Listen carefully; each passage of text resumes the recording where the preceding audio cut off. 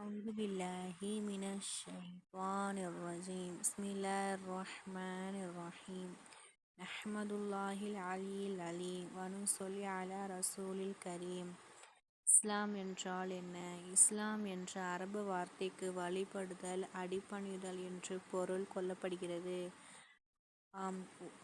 அகில உலகத்தை படித்து பரிபாலனம் செய்கின்ற ஏக இறைவன் அல்லாஹ் ஒருவனுக்கு அடிபணியுதல், வழிபடுதல் என்ற விளக்கத்தை பெற முடிகின்றது.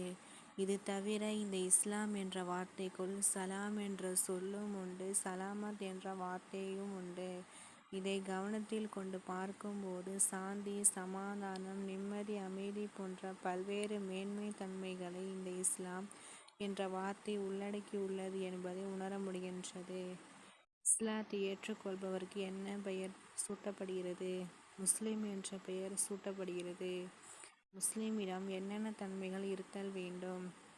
முஸ்லிமிடம் சரியான கொள்கை, நபிவழி வணக்கம், நேர்மையான பொருளாதாரம், அழகான அணுகுமுறைகள், நல்லொழுக்கம் போன்றவை நிறைந்திருக்க வேண்டும்.